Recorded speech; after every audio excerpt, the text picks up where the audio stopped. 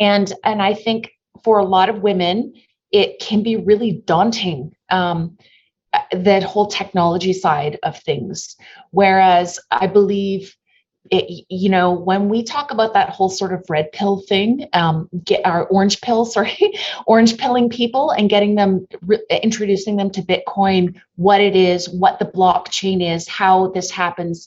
We're now doing the same thing with NFTs and having to explain to people what are NFTs. When people say, oh, they're a scam and it's just a JPEG, them not understanding. I have entire episodes about that. Yes.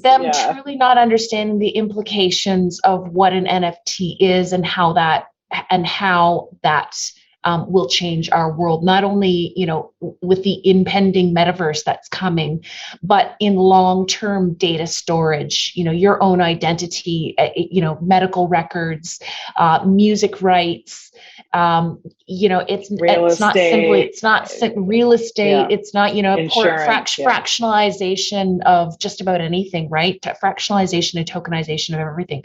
And I think the more that we can share our knowledge, I find sometimes it's really difficult to find my voice when I'm speaking to other women about this, because there's, the pervasive, everything in crypto is a scam, and these narratives that have followed along in the media for so long.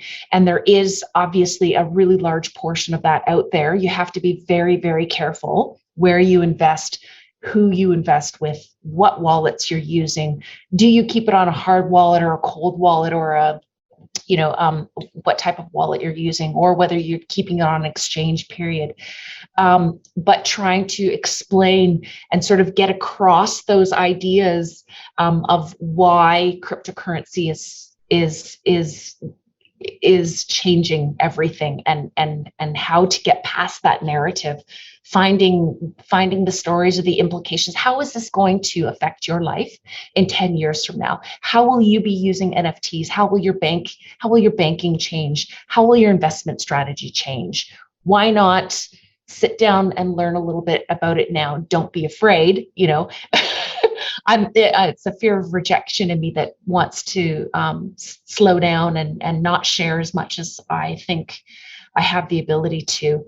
And that's, I love the idea of the women supporting women. And I have a very strong group of women friends, but I don't know a lot of women who are involved. Actually, I think you're probably the first one that I've come across who's actually involved in cryptocurrency and who supports it. Everyone else I've come across, it says it's a scam, and, they're doing the same things the banks do. And I'm like, when you look at some of the stories and the things that have happened recently, like with the whole Terra collapse, Three Arrows Capital, and I don't want to put the scare stories out there, and I don't want to scare people into not thinking that they should be investing, but cryptocurrency is come to the point where the larger financial institutions and people who know how to leverage it properly are literally using it the same as the financial system, for instant wealth, for, quick gains, for all those bits and pieces. And there's still so much manipulation in the market. You can see it when we go when I look at the charts on a day when we have really low volume, and then we just see this, again, massive wick down. That the SHIB went up 32% in one day, yeah. And they said it was probably because of a whale putting that much money in, because they 100%. Didn't have the volume. Yeah, 100%. Yeah. And they know exactly how to manipulate that market. So, for us to try and change that narrative, it's impossible. Like there's, and you have to, you literally have to have cojones of steel to be in this. But you also have to have, and this is probably the most important point to get across, is that you have to have a long-term perspective in this. You have to believe that the layer ones and the coins that you're investing are going to be around for the long term.